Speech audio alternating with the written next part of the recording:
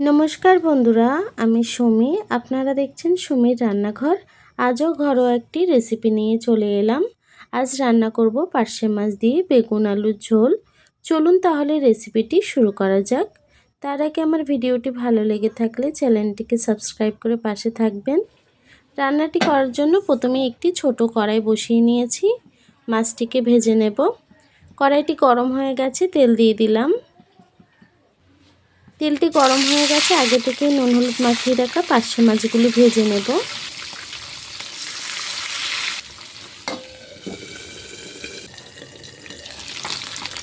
মাছগুলি এক পিঠ ভাজা হয়ে গেছে, উল্টে দেব।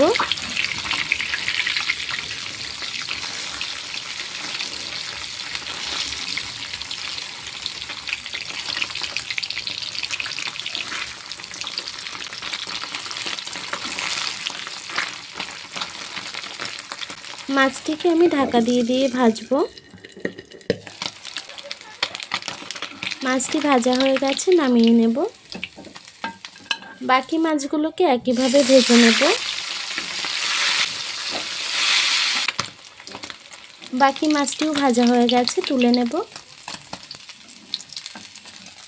এই কড়াইটি নামিয়ে আমি আরও একটি কড়া বসিয়ে নেব। কড়াইতে তেল দিয়ে দিয়েছি। তেলটি গরম হয়ে গেলেই আমি দিয়ে দেবো একটু কালো জিরে ফোড়ন। কালো জিরেটাকে দিয়ে আমি একটু নেড়ে চেড়ে নেব।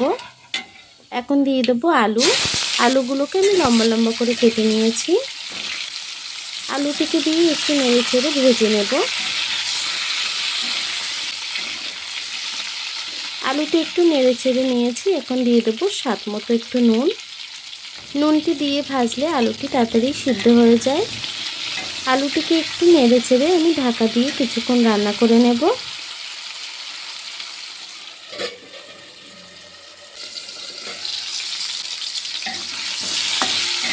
আলুটি কিন্তু খুব সুন্দর ভাজা হয়ে গেছে, একটু সিদ্ধ হয়ে এসেছে। দেখুন, আমি কেটে দেখাচ্ছি। এখন আমি এই আলুর মধ্যে দিয়ে দেবো কাঁচা টমেটো। আমি দুটি মিডিয়াম সাইজের টমেটো কুচি দিয়ে দিয়েছি। টমেটোটাকে দিয়ে আবারও একটু নেড়ে চেড়ে নেব। টমেটোটাকে দিয়ে আবার একটু নেড়ে চেড়ে নিয়েছি। এখন দিয়ে দেবো আদা কুচি। বাকি মশলাটি অ্যাড করব। দিয়ে দেবো হলুদ গুঁড়ো, দিয়ে দেবো একটু জিরের গুঁড়ো, দেবো স্বাদ মতো লঙ্কার গুঁড়ো, দিয়ে দেবো সামান্য একটু জল, যাতে গুঁড়ো মশলাটি পুড়ে না যায়। জলটিকে দিয়ে আমি সুন্দর করে কষিয়ে রান্না করে নেব। আলু আর টমেটোটি আমি খুব সুন্দর করে কষিয়ে রান্না করে নিয়েছি। তেল ছেড়ে দিয়েছি। এখন দিয়ে দেবো জল। যতটা ঝোল রাখবেন সেই অনুযায়ী জলটি অ্যাড করবেন। জলটিকে দিয়ে আবারও একটু নেড়ে চেড়ে দেব।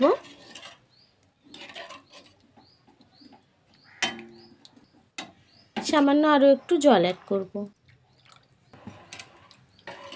জলটিকে দিয়ে দিয়েছি। আবারও একটু নেড়ে চেড়ে আমি তরকারিটিকে ঢাকা দিয়ে দেব। ঢাকা দিয়ে ঝোলটি ফুটতে দেব। ঝোলটি ফুটে গেছে। আমি আবারও একটু নেড়ে চেড়ে এখন বেগুনটি দিয়ে দেব। আমি বেগুনটি কেটে সুন্দর করে ধুয়ে রেখেছি। সেই বেগুনটিকে এখন দিয়ে দেব। ঝোলের মধ্যে বেগুনটি দিলে বেগুনটি অনেক নরম থাকে, খেতেও ভালো লাগে। বেগুনটিকে দিয়ে আবারও একটু নেড়ে চেড়ে দেব। দিয়ে তরকারিটিকে আমি আবারও ঢাকা দিয়ে কিছুক্ষণ রান্না করে নেব। দেখুন বন্ধুরা, বেগুনটি কিন্তু নরম হয়ে এসেছে। আবার একটু নাড়াচাড়া দিয়ে আমি ঝোলটা চেক করে নেব, নুনটা ঠিকঠাক আছে কিনা।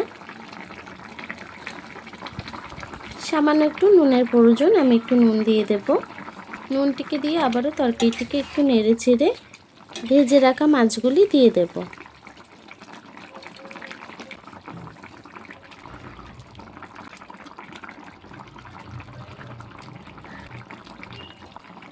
মাছটিকে দিয়ে আবারও ঝোলের তলায় মাছগুলিকে একটু ডিপ করে দেব।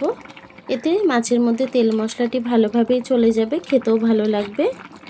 আমি তরকারিটিকে এভাবেই খোলা অবস্থায় আরও কিছুক্ষণ রান্না করে নেব। দেখুন বন্ধুরা, আমার তরকারিটি কিন্তু হয়ে গেছে, ঝোলটাও টেনে এসছে। এখন আমি গ্যাসটিকে বন্ধ করে দেব। তরকারিটিকে এখন নামিয়ে নেব। দেখুন তরকারির কালারটা কত সুন্দর এসছে। দেখুন বন্ধুরা, আমার তরকারিটি কিন্তু হয়ে গেছে। আমার এই সিম্পল রেসিপিটি আপনাদের কেমন লেগেছে কমেন্ট বক্সে জানাতে ভুলবেন না। আর এতক্ষণ ধরে আমার ভিডিওটি দেখার জন্য আপনাদেরকে অসংখ্য ধন্যবাদ।